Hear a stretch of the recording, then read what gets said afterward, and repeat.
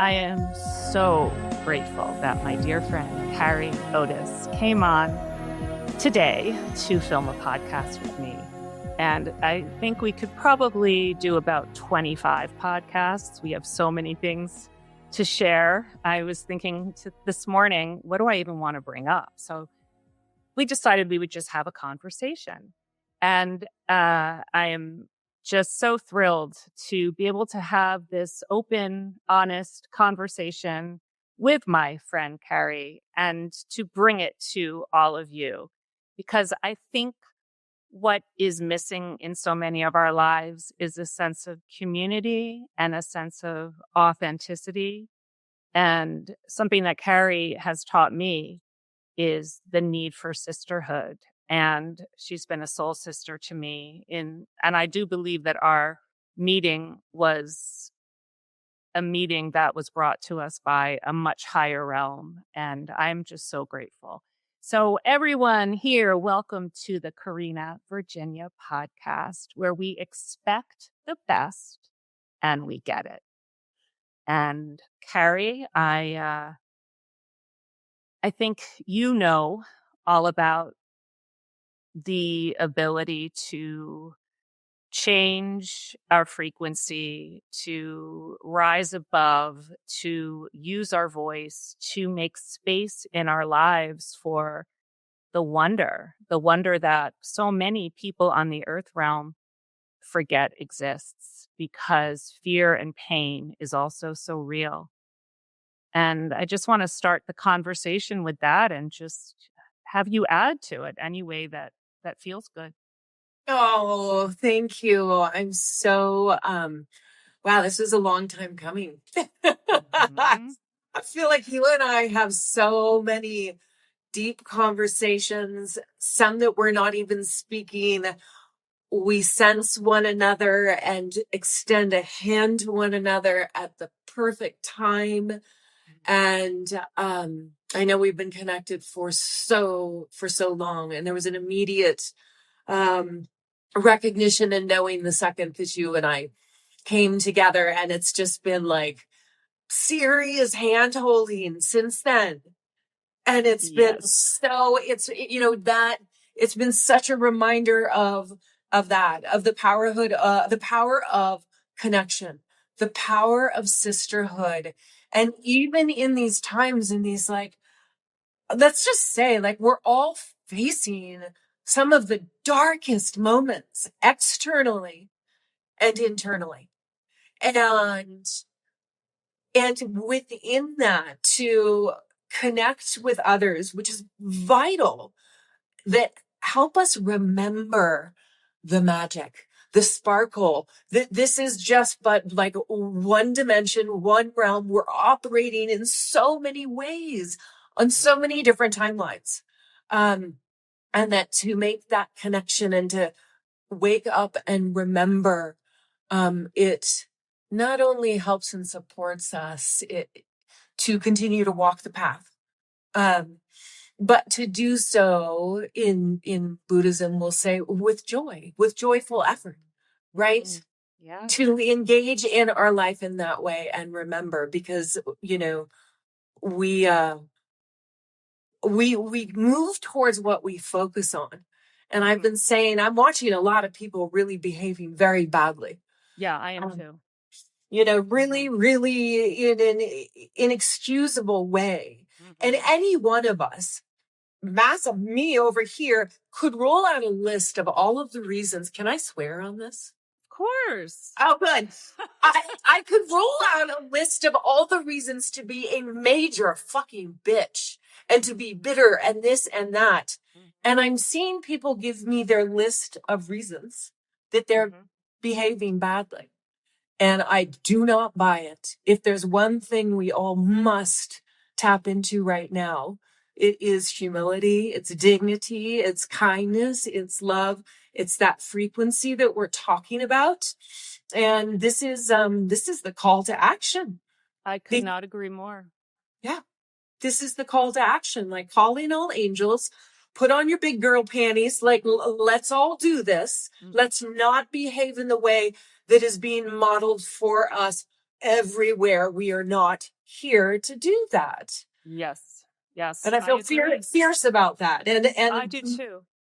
more and more, I used to live with a lot of tolerance and in a gray area. And I'll tell you right now, more and more, there's zero tolerance for me. You're either operating down there or you're going to be operating here, and we can be in community and in creation. But it is getting more and more just very clear, these two different paths and choices we have in this moment of time. And so it is a call to action. Get your shit together and behave fucking righteously. Yes. Yes. I'm thinking of when you and I were both in Italy. It was not this summer, last summer. And we were both having some serious meltdown moments. And I just remember, leaving each other these messages and just feeling like, wow, soul sister. And, you know, I also want to say, okay, so if for those of you, most of you probably know who Carre Otis is, but if you don't, I just want to tell you that if you're of around our age, Carrie was the guest model that in college we used to put the black and white ones as the border of our wallpaper in our room. And Carrie was on the cover of Vogue and Cosmo. She was a model for Calvin Klein, was and is so beautiful. And I didn't know Carrie back then. Had I known you, I probably would have been really nervous and just really in awe of you.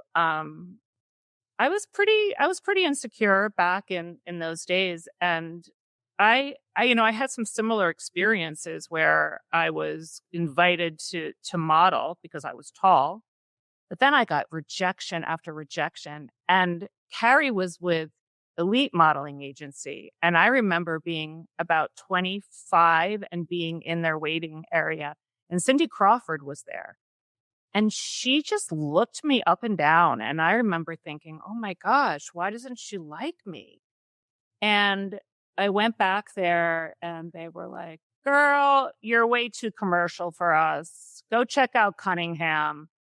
And I just remember thinking, I don't even know if I can do this anymore. The rejection and the feeling of feeling so like, you know, someone looking at you saying, let me see the cheekbones. Let me see. All right, sit up, do this, do that. Oh, all right. Let me measure your waist. Oh, I don't know, girl, you got to lose a little bit of weight if you're going to do this. And then going home to my apartment in New York and not having my period, my roommate telling me that I needed to stop drinking these weird teas that I was making in order to try to get my period. And then also depriving myself of food because I really felt like I had made my career I went to college for performing arts and this was my career. I was getting more modeling than I was acting. Acting was hard enough, but the modeling was just tearing me down. So what's very interesting, and you can chime in on this, is that when you are, and let's just put it out there, when you are a young woman and you're tall and you have, what some may consider the look of a model, right? But you're chiseled down by an industry and you are so insecure on the inside. It is very complicated because other women, if they don't know you well enough, don't like you. Sometimes men just, when I was younger, would just do whatever they wanted to do and grab me and, use me as like their little fill for the moment. And if you even talk about that to some people, there's shame and there's career change. I mean, I've had times when I spoke up about something and it was like, okay, are you going to really speak about it or are you just telling us? No, I'm really going to speak about this. So we have to go to human resources. Now your job has changed. Now this is major disruption. And you had written to me saying, let's shake the trees, right? It's hard. shaking the trees. And you've done it so well. It's really hard because that inner teenager, that inner 20-something-year-old, that inner child is reminded of those triggers and what happens and that fear. How have you kind of found your way back into your self-esteem and overcome that insecurity and that feeling of not being lovable enough? Well, first, I can't not shake the tree. And I literally came into this world shaking the tree. And then let's back it up a little to introduction. So yes, I was that girl. I was that model. People recognize me from that. I'm a published author, mother, activist, advocate, educator, yogini. TED Talk. And You have a beautiful TED TED Talk Talk. too. Yes, and I am a survivor of childhood sex trafficking into the modeling industry, from San Francisco to New York and New York to my perpetrator in France. So this is part of my life, and I've really learned to bring all parts of me at this point into conversation. I've survived successfully within my life, going back to what you were saying, by compartmentalization. I'm just going to share this part of myself. I'm just going to share this part of myself. The whole of me is way too much for the average human to comprehend, family included, right? Oh yeah. So I hear at you. this point in my life, there is the all of me unapologetically making a lot of noise, shaking the fucking tree, because that's what I came here to do, and started to do it at a really early age. Yes, I think the experiences that you speak to in terms of being a female on the planet are not solo isolated to the modeling industry. However, what we are seeing, and part of the fight and conversation that I'm having, is that regardless of the discrimination against models because you're beautiful, because you won the jackpot, because you're so lucky you don't have to fight like the rest of people in life.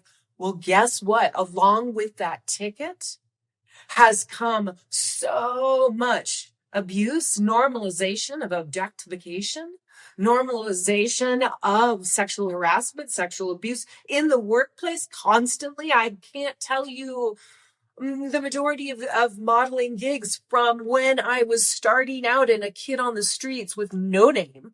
I still had my name, but it wasn't, to becoming a huge, success. There were very few professional jobs that I was on that did not have sexual harassment just woven into the everyday and what you had to tolerate.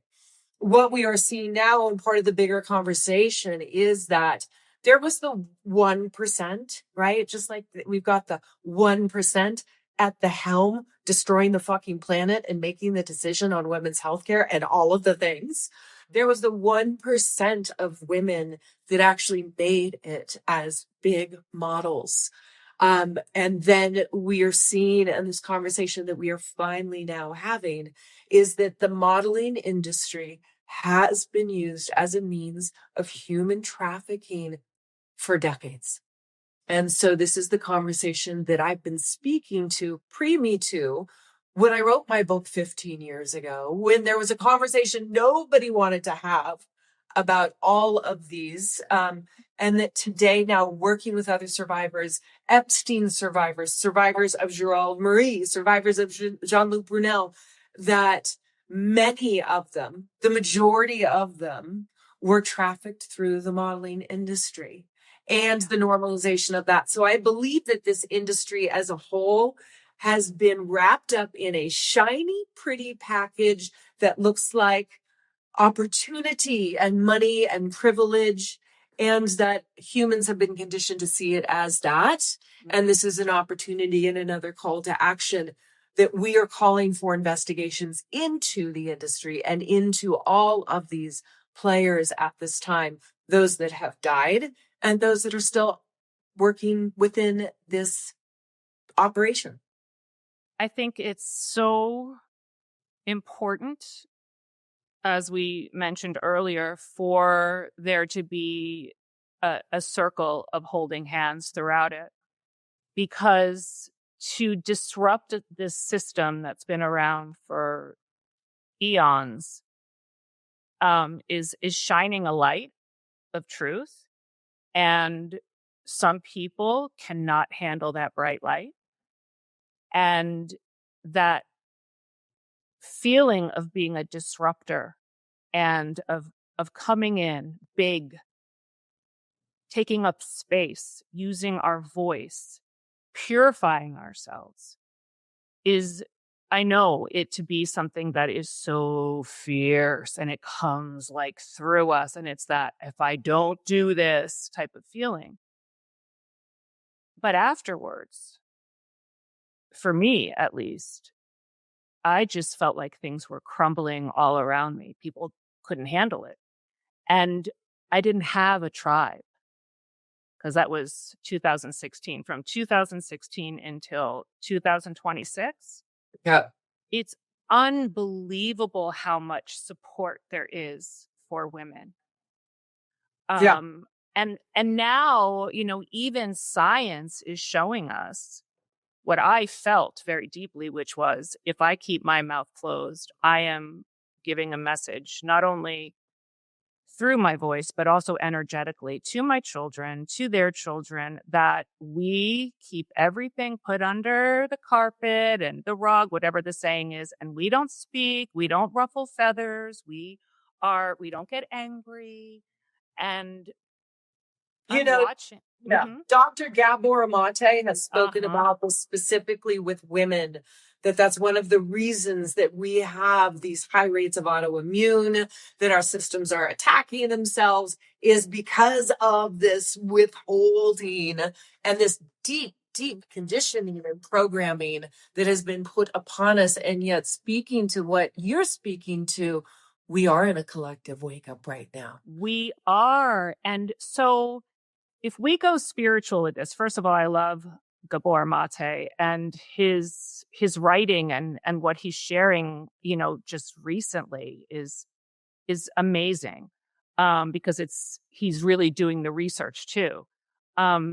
If we go spiritual, this, and I'll just say it again, if for anyone who doesn't know this, for me, I was never going to speak. I was just like, no way. And my daughter said, "Mom, are you going to say anything?" And I said, "No." And she just goes, she was 16, figures. And I was the soft spoken one in the family. And I was the peacemaker. I was the yoga teacher. I was the bring the light, I was so into spiritual bypassing, which I'm very, very aware of from the past, and making sure that I go very spiritual, but I do it in a very authentic way, because I never want to bypass what's really happening too. But I went to sleep that night. I couldn't sleep. I went to teach a class the next day. I went to chant. My throat was closed up. I went home. I couldn't sleep again. I started meditating, and I just said, "Tell me what is happening." And I got this message. And the message was so loving and so kind. And it said, "You can do nothing. You can do nothing at all. You don't have any obligation to do this. This is an assignment that you can take as a purification of generations of sexual assault that has gone on in your family lineage." I didn't even know about certain things until after I spoke, and my cousins told me, actually. So I literally said, "Okay, thank you. I can go back to whatever." "Well, if you don't say anything, your body will react." And I said, and Kari, this is so real. And I sat there going, "What do you mean?" And it was right there. And it was, first of all, if you don't do it, we'll give it to someone else. It's fine. We don't need you. You're just one that we're putting this fierce energy into. And I said, "Okay, well, I'm not going to do it." "Well, if you don't do it, your body will react, and it will implode, and your body will attack itself. If you do it, you will get attacked from the external, but you will live through it and you will stay healthy. And I went, what? And it's not punishment. This is an opportunity to heal what was already taking place within you, because you have held back and been a people pleaser for all these years. Your body this is an opportunity to purify. Mm-hmm. And so it was here, it was Hashimoto's, it was thyroid. And I saw it all and I said, forget it. I'm doing it. And I did it for a lot of other reasons too. But that moment was so spiritual. It was so powerful that was the moment that gave me the courage to even do it. Because for me, shaking a tree is very difficult, because Mm-hmm. I've been taught my whole life to be a good girl, and I've gotten in trouble anytime I haven't been. So that fierce energy, right? It's not just us as human beings. It's a much bigger collective force that is the divine feminine, that is helping this planet to heal. And these little girls that are walking around, they deserve to know it is okay to be fierce. It is okay to be angry. It is okay to shake a tree. And it is absolutely okay to use your voice. In fact, it's necessary to use your voice.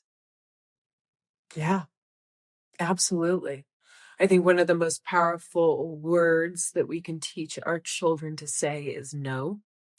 And I think specifically with girls, with young girls, because of how we're conditioned and programmed for so long. Um, it's sad, but we actually do need to teach them that they're allowed to say no.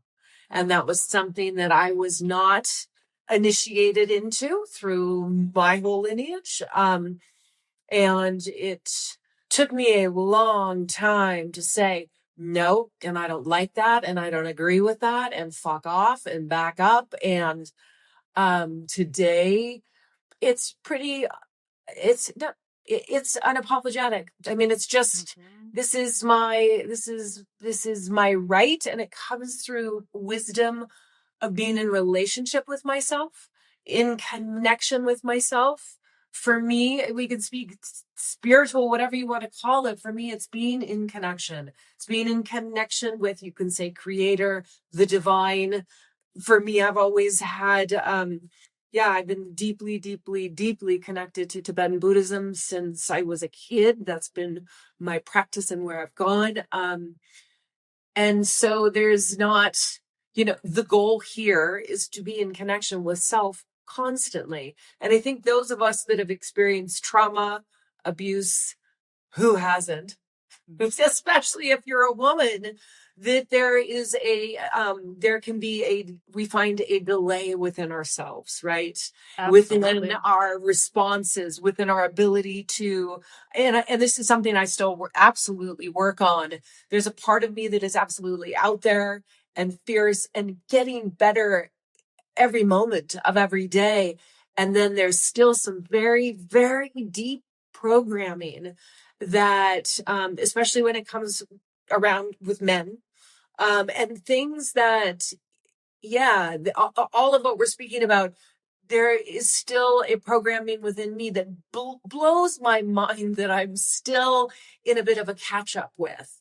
And, for example, a dear male friend saying to me something not inappropriate to me sexually, but that he would love to meet a woman that I know.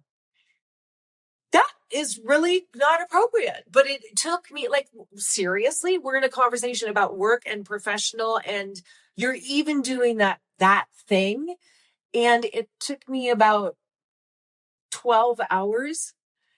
12 hours, that's a way bigger, better place than I was years ago, where it would take me months or years to be like, that thing that happened way back there felt really, yucky, really inappropriate. And that's sort of that delay we have as survivors of life, as women operating, navigating, right, in our wake up. That delay is less and less, and it still exists for me, and I believe for others, and to have conversations about it. Well, it's the freeze. It's the nervous system freezing. And then when we freeze, we go into that second guessing. And then we start to get into that place of the mind. And then those old stuck points come up again. And it's, don't have the right to say this, or who am I to do this, or maybe I misunderstood. All of those things come up. But really, if we can get out of that overthinking, and when we freeze, if we can take a deep breath and recognize we're in that freeze mode, there's a stuck point, and drop into the heart. The heart is often the fierce place. The heart is often the place that will call something out, because the heart knows that when we're doing that, we're doing it for the higher good of all, right?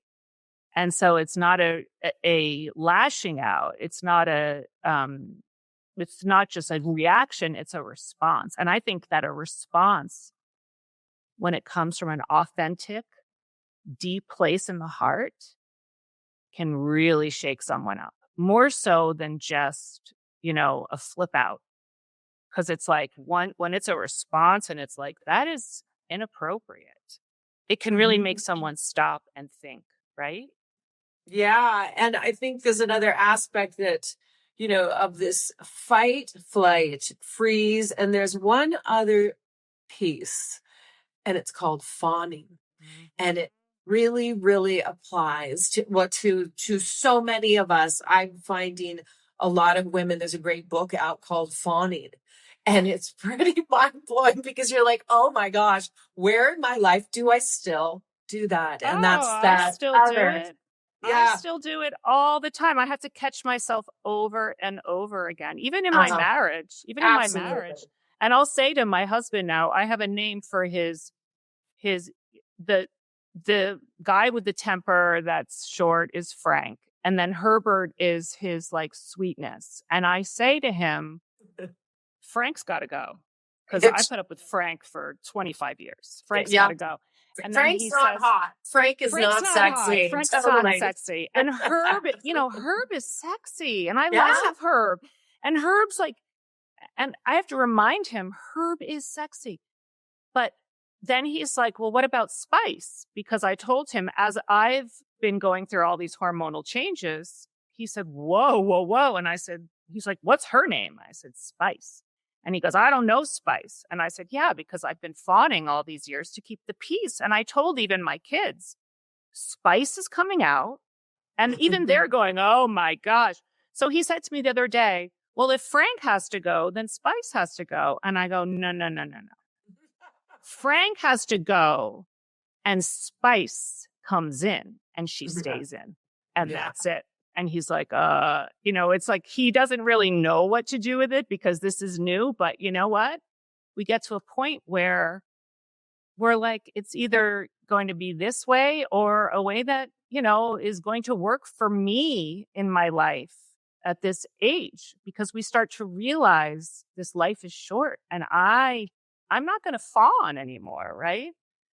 Yeah. And we owe it to the people we love to show them what needs to change. We owe it to them too, not only ourselves. Absolutely. I wanted to ask you about something that I just think is amazing, because there are so many women out there that are still struggling with infertility.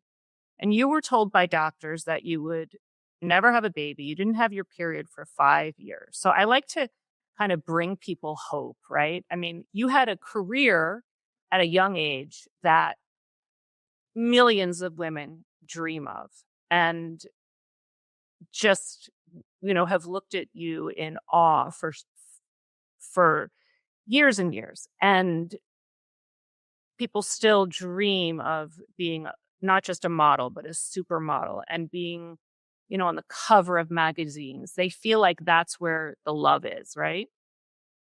Then you weren't getting your period. You went through a lot of trauma. your body pretty much shut down. I know that you found love with your husband that you're with now, but what happened for you to get married, for you to have the most beautiful sex?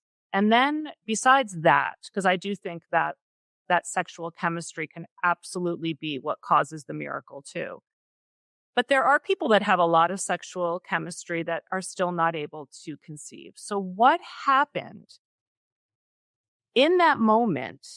Because Jade and Kaya are adult teenagers now. I mean, right? So what happened in that 20 years ago for you to conceive two beautiful daughters? What changed for you, and how can you help people right now who are still stuck in not being able to get pregnant? Yeah.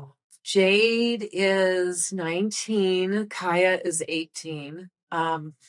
Wow, what a journey. Um, yeah, I had like so many women, disordered eating, anorexia, really severe for many years. Um, and then began my healing journey. I actually took a vow of celibacy after I divorced my first husband. So after moving through domestic violence, all of the abuses that had happened early in my life, um, I moved into a deeply connected place that was very solitary. I realized as I hit 30, and I had to have a heart ablation as a result of my severe malnourishment, anorexia for so many years. And all of a sudden I was faced with life, with my life and the choices that I'd made, and sort of collapse of my body and deep introspection in that moment. And I ended up taking several trips to Nepal and doing some service work. I ended up going into deep retreat, solitary retreat, and diving deep into my spiritual practices that at that time were incredibly disciplined, from both yoga to taking a vow of celibacy. And the vow of celibacy was really initiated because I saw that for the majority of my life, I was reaching outward for everything to fill a hole that would never be filled with the external.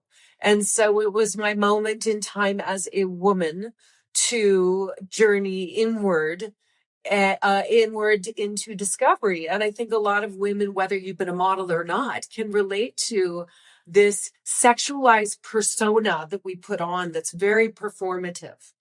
And it's a persona to protect and to avoid vulnerability. And intimacy can only come from vulnerability, right? Through that vulnerability, through safety and trust and like that welling up of love. And there's these different cofactors that need to be present. None of that can exist until you come into that relationship with self.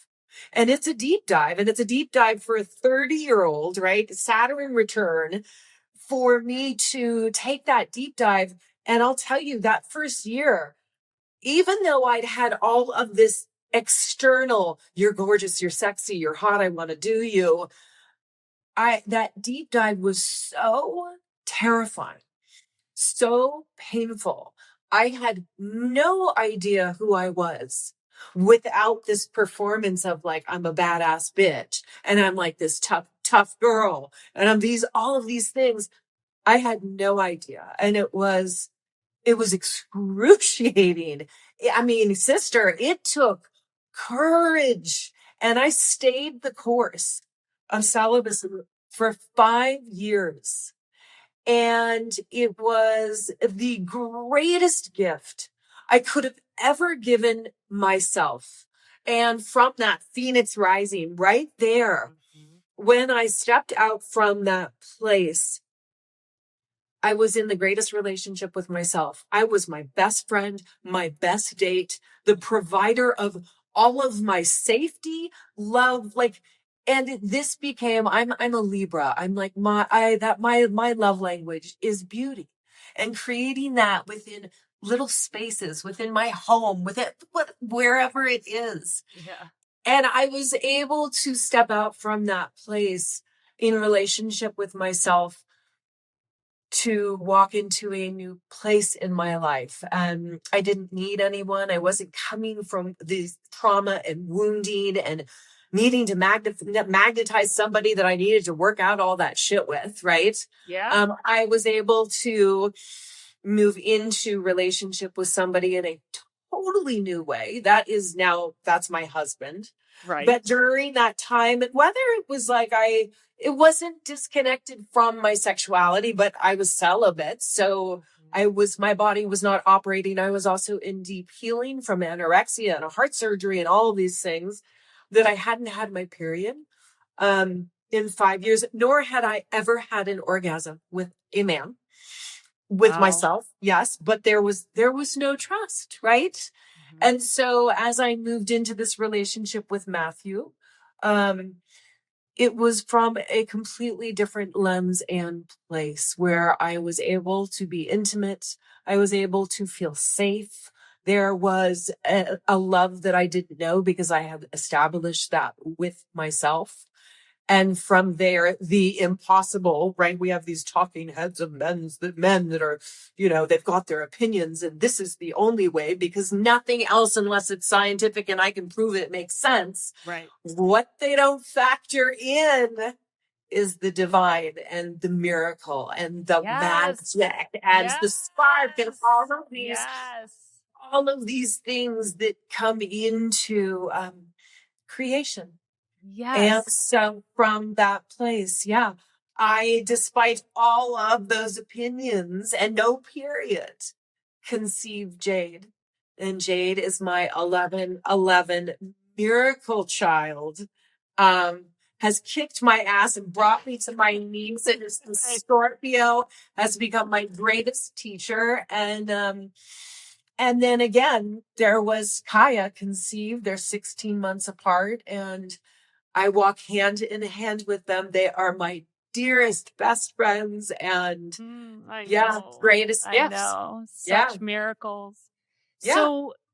So would you say that in order to attract or in order to live into the miracle and to be in the frequency of meeting someone that is loving right back, we have to heal the part of us that thinks that love comes from external and love comes from being, that illusion of, because people really do believe if she's on a cover of a magazine, she is so loved and her whole life is set for her. And I've had people say that to me. Well, so and so has it made because she's thin, she's beautiful, she's successful. And it's like, do you really believe that? And they say yes. So this is why I'm reinforcing this.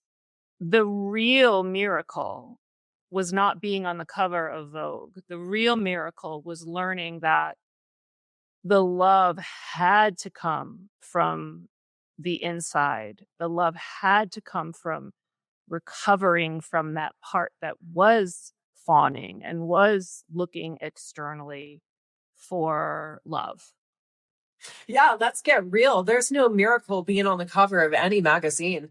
That's not a miracle. That's you're born with genetics and you actually look a certain way that people want in a certain time. And even that too changes, right? That is totally I love that you're saying that again. There's no miracle being in the cover of a magazine. People dream of being on the cover of a magazine. There's no miracle. And I mean, like that has nothing to do. And the things that mean the most, money can't buy, success can't buy, like the things that we value the most, that are the most precious to us are the sacred and the connection. And so I don't believe that where I stand in my life could have happened had I not really and continue that my practice is being in connection with myself and having taken that time really to unwind and to unlearn all that had been put upon me as a female in this lifetime. The conditioning, the programming that starts from you're a girl, wear pink, you're a boy, wear blue. I mean, it's so old.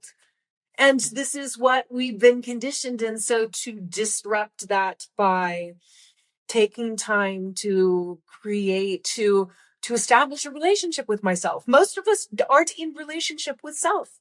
And it's why our planet is in such discord and disconnect right now, is that everything around us is telling us to go outward, and you need this, and you need this fix, and you need this pill, and you need this color, and these everywhere. And our telephones and technology. And I don't believe that's upon accident. I believe one of the greatest gifts, we could say, the most sophisticated operating system is the human being, is the human being in homeostasis. Our entire being, look at us, we're fucking miracles.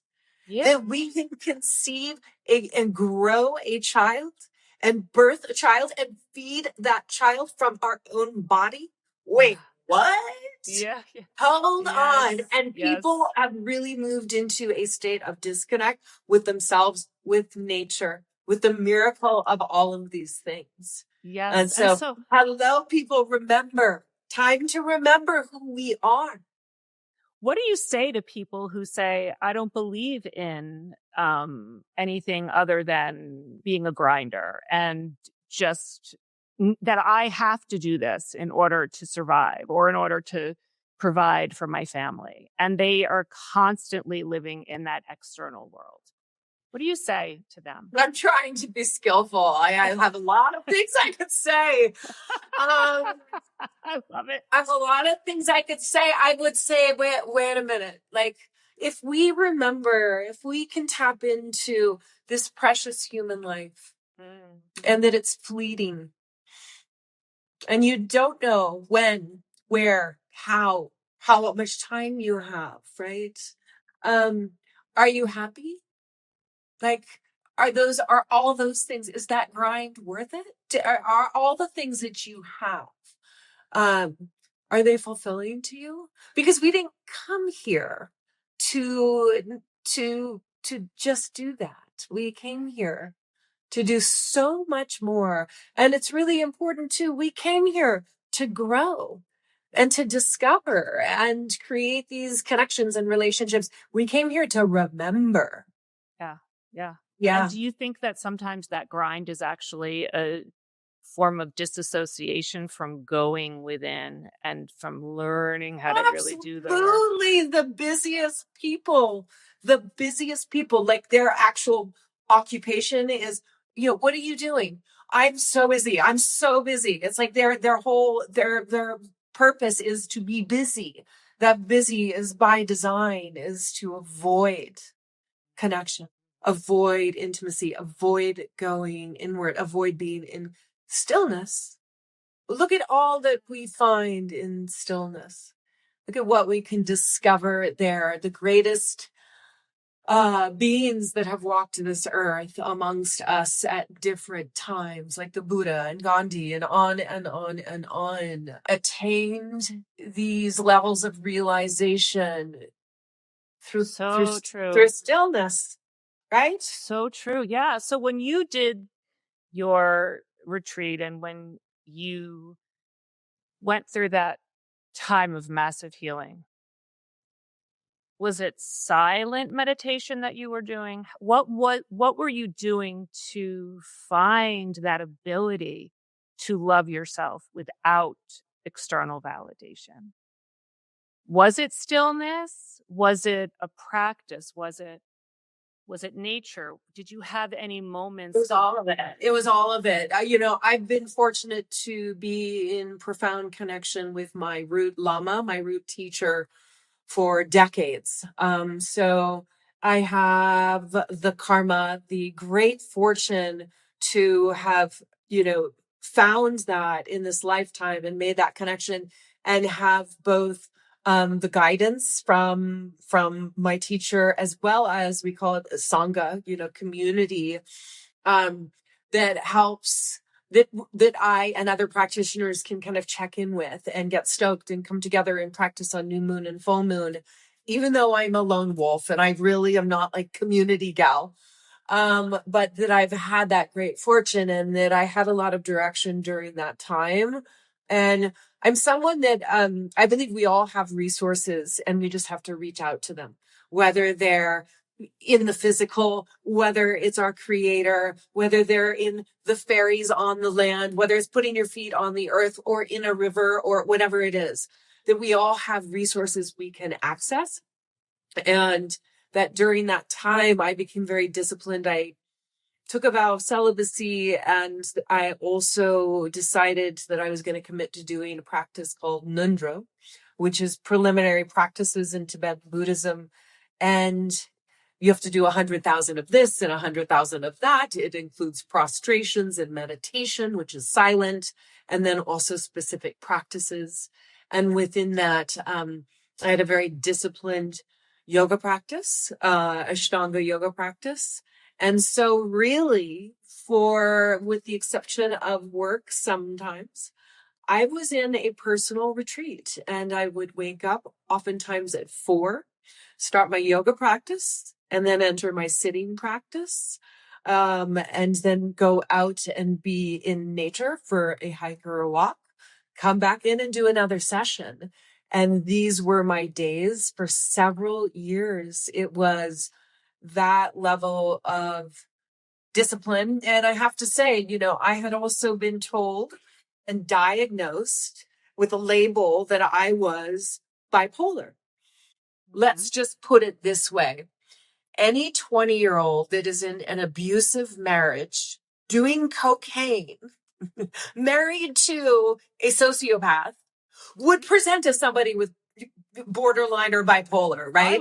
I would say borderline. I mean, I was put on all of these medications, and it was during that time. Isn't that horrible, though? I mean, it's like the diagnosis. You have this. Meanwhile, you're actually trying to survive something, but you're the one that gets the label. You're the one that takes the medication. Yeah. Okay, so keep going. So it was at this time that I actually was hosting monks from Tibet, and they had come and stayed with me, and they, I was doing my practices and helping them do all of these other things within the community. And they just looked at me and they said, why are you taking this medication? And I said, well, I was told this, that, or the other. And they said, authority figures. Yeah. And they just asked better. They just asked, and they looked at me and they said, so does it make it okay? Are you happy? And I'm like, uh-oh. I'm like, no, it didn't take away all my emotions. So during that time, I also got off of my medications. And I think the hardest thing is I had been in avoidance of any and all emotions for so long, because there was unaddressed child sexual trauma. There was unaddressed human trafficking. There were all of these things. And so it was within this period that emotions were big. I didn't know emotions were really scary to me. I didn't know. I wasn't in relationship with myself, and we're not in a place that it's like, hey, there's reason to grieve, to be sad, to have emotions, to be depressed sometimes. And guess what? They pass. They move through us. They always do. It's energy in motion. They always do. And we're so afraid to feel, but it's in feeling that there's healing.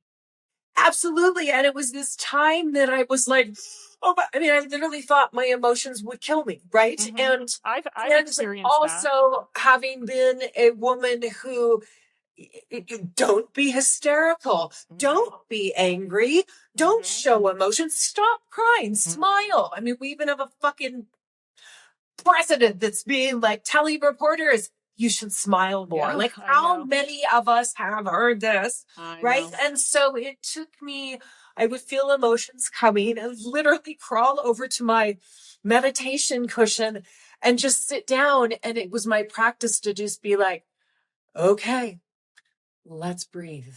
And it was like, okay, it's coming in like a train that's going to take me down. And then it was just like, oh, and there it goes, like a cloud passing in the sky.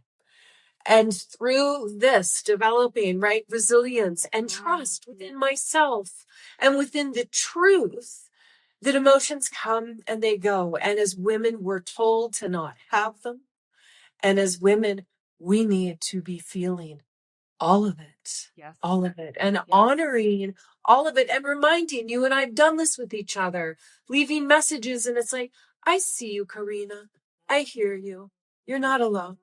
Yeah, I love you. Feel it all. Cry. Leave me the message. Get on the phone. Reach out, and not being like, yeah, this you're too big. How many of us have been told we're too much? We feel too much. We're highly sensitive. Uh-oh, tone it down. Don't take space. Don't take up space. Make yourself smaller. Like, fuck that all. Fuck it. This is where I think, even when we do that inner work, right? And even when we are in that place of, I mean, first of all, from my experience, when I started meditating, the hardest part of it was, oh gosh, all these feelings are coming up and I have to feel them. That was the beginning. And then as you purify and you purify, you get to a point where you can just sit there because you just know that they're going to be waves and their emotions, energy and motion, they're going to move through you. And the grief comes in, and there's a saying that says, when it's hysterical, it's historical. So I do believe that we have generations of pain in ourselves from our ancestors, and we're purifying it, and we're purifying it. And so we sit and we feel all that. But there is something that happens when we know that we have a soul sister, where we can say, okay, I'm feeling all this and I'm not really sure. Can you just remind me that I'm not too much? Can you just remind me? Because when that little thing comes again, where we have to check in with ourselves and we have real sisterhood, there's this, it's not that there's validation, because we know that's not the answer, but there is connection. Because we are social creatures, right? I mean, we are people that where we need that embrace. We need to know that we're not alone, even when there's something going on, right? Absolutely. And we come from villages. We come from which we don't have anymore. Yes. And I believe that's by design, because look how fucking powerful we are when we come together, when we remember. I mean, it's undeniable. The witches have been awoken. Like, hello. And I believe that that's by design, and it's harmed women. It's harmed communities. It's harmed families. It's harmed our children. Children used to grow up with grandmothers and aunties, and there were so many within the village and in the family system to support and to help and to love and to raise. It wasn't just all on one woman, totally isolated. This is a huge problem. And also, I think by design, it's weakened women's memory, our ability to remember who we are, how we do it, and that we do it through connection, right? Yeah. And it is it's so valuable. It's also critical. It's essential that we have each other. And also by design, I'm sorry, I'm going to say it. I've been really dealing with some cunty women lately that have so forgotten about sisterhood. They've so forgotten about being in connection, and that we need each other, and that we need to have conversations. hard conversations sometimes. We need to have humility, have ownership. I fuck up all the time. I am so not perfect. And if I want to hear from you, if I hurt you, if I offend you, if I've done something out of ignorance and it's a fuck up, I want to hear that because I'm going to own that. That's my responsibility as a human being out of respect for myself because I'm here to learn. I'm here to grow. I'm here to be the best version of myself. Mm-hmm. And that takes ownership so that I can be better and learn. And there's been a frequency, and I think it's a theme with this new moon in Leo. I think it's a theme with this eclipse that there's an energy both. And I think women have adopted a lot of the bad patriarchal examples that are happening right now because it means they're not going to ruffle the feathers, right? You have to be a lot less vulnerable to adopt that, like, oh, tough. We can't have a conversation. I can't fuck up. So I think that there's some themes within this eclipse that have happened where I've been working with that energy, and I've literally had to back up probably 5 women in the past 8 days of like, no, you don't. And this is what I'm going to say about that. And you're not going to gaslight me. And you can be in whatever denial, but it's my job actually to speak my truth and to bring up when there's been an offense or injustice in a interaction with another human being, especially with sisters. What do you think it is that's triggering them? What do you think is happening that is, I mean, as I souls, know. yeah. I know exactly what it is. For a long time, I have avoided conflict, right? For a long time, I've avoided, um, I'm really good at addressing the big stuff. And it's been hard, I think, because of some of the earlier family relationships in my life. It wasn't safe for me to bring things up. So that's been a long time coming for me to just spot on. And we talked about this, not in a hysterical way, in a very matter of fact, grounded way, calling things out. I've done so in a big way publicly. It's made me very unpopular. I'm not somebody a lot of people want to invite to a dinner party because I talk about hard stuff. But what's happened is that in the past, I'd say year, I've become very skillful, and I really pride myself in being ethical, holding myself in high moral expectation. That I've become very skillful at calling things out in a calm way, and it makes people really pissed off. Yeah. It makes those people that aren't in relationship with themselves and with other women, where we talk about hard things, we can bring things up. I want to hear it. You're probably a woman who wants to hear it as well. Oh, absolutely. And instead of being like, I'm ashamed, so it's going to come off as I'm defending myself. This week it's looked like most of these women have had a long list of reasons why.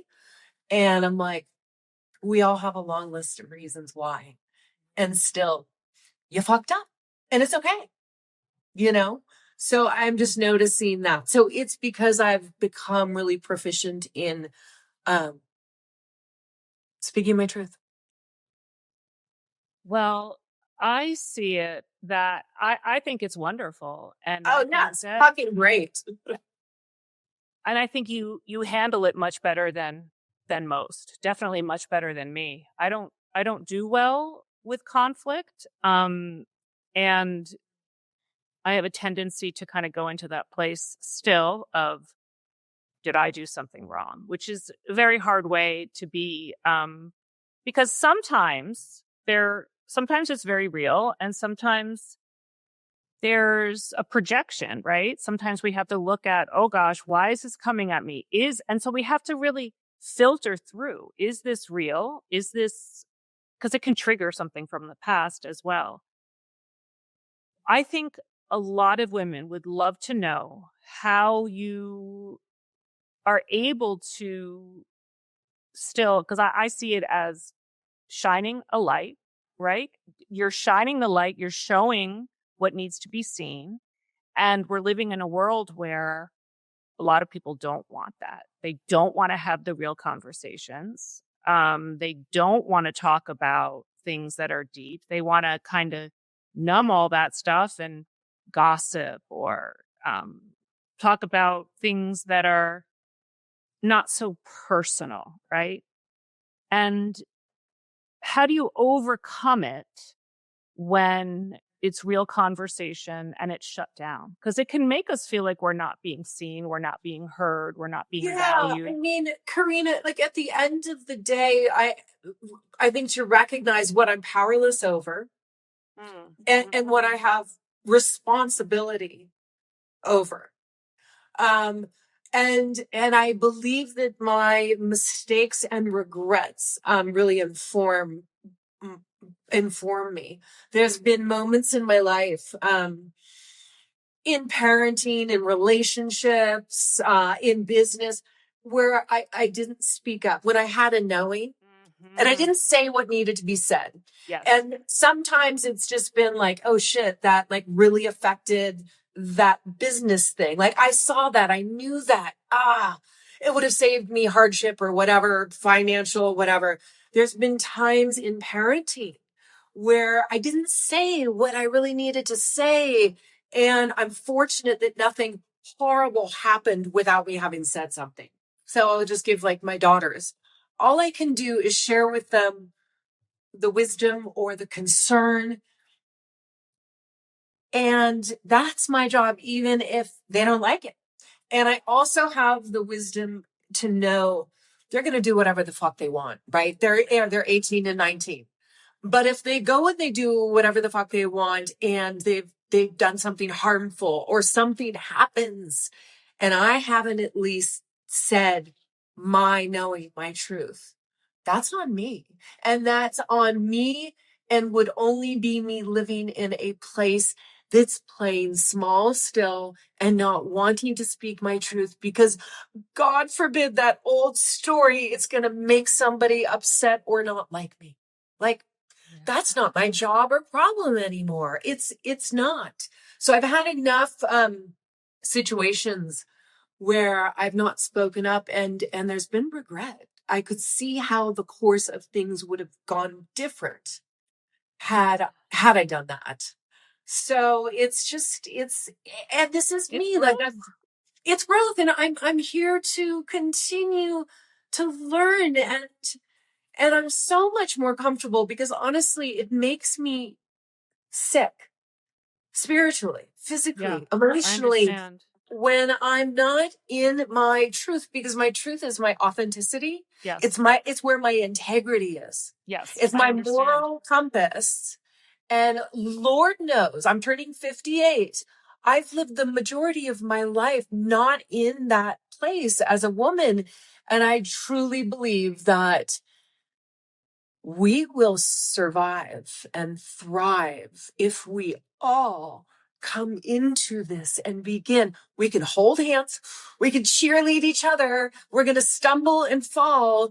But if we all step up to this call to action and begin to speak as women. So I have this thought that you healed something that so many of us are still needing to heal, including me, which is those of us that have this, purpose to assist other women to usher in this new age, right? Which is you, which is there are many of us and many who are listening and me. We have kind of been told that we're too much or we're weird or what are you talking about or that's not real. And I think a lot of that comes from lifetimes ago when we were burned at the stake for Absolutely. Right. And I think that for you to be able to sit here and talk so authentically with this empowering voice And to say, I have to do it and I'm going to continue doing it, shows that you have healed these lifetimes of actually being burned at the stake, and you have become the phoenix. And as you are rising, you are helping humanity rise. And I do believe that many of us are still really afraid of that burning. And Yes. then the shame can feel like burning, the body keeps score. You know what I realized, Karina, with Mm-hmm. this? Like, I mean, look, I've made a lot of mistakes in my life. I mean, I've crashed and burned. I am someone who, like, beginner's mind. My humility, like, I am constantly, every day, I am a beginner. I'm here to learn. And through that process, I didn't know how to parent teenagers. What I began to realize is that saying the hard things was actually, that's what love looks like. I could That's not what, agree more. I and it's like absolutely this, agree. if this is what love looks like for myself, for you, for our planet, Mm-hmm. if this is what love looks like. And I believe that we haven't been initiated into that as women. We're from broken lineages. We're from so much, trauma, family, generations, multi-generational, that it's gone on and on. And that for me, I'm resting in a place of this voice, this ability to speak. It's what love looks like. Yes. And investing in that belief and that hope and that um remembering that we all possess this ability to heal, to love, to connect, to support, Mm-hmm. and we have to reclaim it. And it Yes. is reclaimed in lots of different ways: body, speech, and mind. Speech is where we weave the spells, right? Words are so potent and powerful. Oh, yeah. We need to be very aware of that. Yeah. I remember once being in church and I was so ADHD, I couldn't really listen to the sermon, but I remember him saying, watch the words you use because your tongue is like a knife. And I went, oh, you know, but it's also the sound of the voice, right? Because sometimes if there's just yelling, it's tuned out. But when there's a voice that is here, now, and clear and authentic, it's going to be listened to. And Vibration the and frequency. vibration, And frequency. yes, and Like we, frequency, yes, yeah. I yes, mean, we could be with somebody in any kind of like hysterical, crazy state, and you can come in and just with a voice of knowing and reason and love, like, it's okay. yeah, It's okay. Somebody could be dying or in deep pain, right? And it's just like to come in with that and remember, yes, exactly, the power of that vibration and frequency, which we actually have more control over in so many different levels: body, speech, and mind, yeah, right? yeah, Oh, absolutely. co-regulation physically, right? Like right Mhm. there. And you're also helping Kaya and Jade by using your voice and going into that space of speaking your truth. And in saying, this needs to be said, and I am not going to not say it. And also you're teaching them to not be enabling and to not be a people pleaser and to not try to make sure everybody else is safe around them by being super polite when their whole body is deregulated, right? Because sometimes when the body's deregulated, it's a call to action. Stop, breathe, what's happening, and then respond. Yeah. And if we don't teach our children that it's okay to respond and that we're not listening or we're not seeing them and hearing them, then they go into shame. And we don't want our daughters to feel shame. I don't want my son to feel shame either. He's a real tender one. Shame is the lowest of all vibrations. I had a conversation with my daughter recently, and she's always giving. She's always taking care of everybody else. She's always making sure that everybody in the family, including her nana, her grandma, her cousins, everybody is happy. And sometimes it's very overwhelming. And I said to her, I'm really sorry. And she said, what are you sorry about? And I said, I'm sorry because I taught you to be this way. And she said, no, you didn't. You didn't teach me this. And I said, Gabriella, I did. You just don't remember.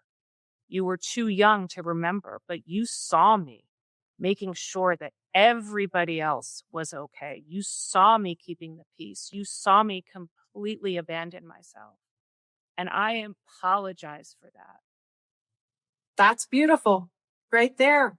That ownership and having the relationship with yourself where you can take ownership. That's one of the most powerful things that we can do and model for others, for our children. It's out of such self-respect, right? And relationship with yourself that you're able to do that. I've done that with my kids. Totally. Because I know you have. You've done amazing things with your daughters. I mean, you have shared everything with them. You've been an open book with them, which I think is so healing. Yeah. And you have firecracker daughters. Like they came in with, obviously being your daughters, they came in fierce. And they have a lot of work to do on this planet. And so they need to know that their voice matters. They need to know that they're safe to share. They need to know that being empowered and voicing what is going on is part of keeping our physical bodies healthy as women. Yes. And you've done that so beautifully. And I think that is, and yeah, I mean, raising teenagers, oh my gosh, there's no guidebook for any of us. No. And we all make mistakes. Yeah. But I think part of it is forgiving ourselves too. And also learning from them. Learning from them. And shame cannot survive in the light. Shame only lives in the dark.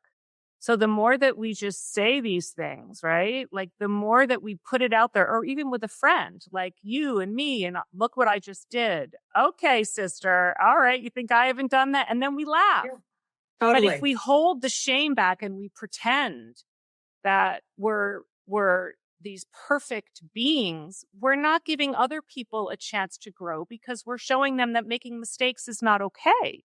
Yeah. Well, I've had you on for a long time. And it's been so great. Finally. I love it. Yes, I know. Finally. Thank you so much. Thank you for Thank bringing you. I think this is why this conversation is so easy, because it's raw and real, right? Totally. Thank you so much for being with me on the Karena, Virginia podcast. And it's always so nice to share and to share authentically.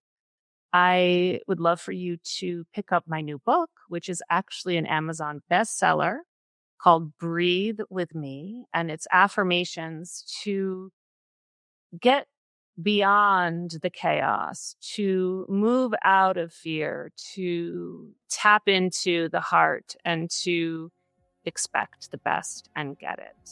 I look forward to seeing you all soon. Please do leave a comment.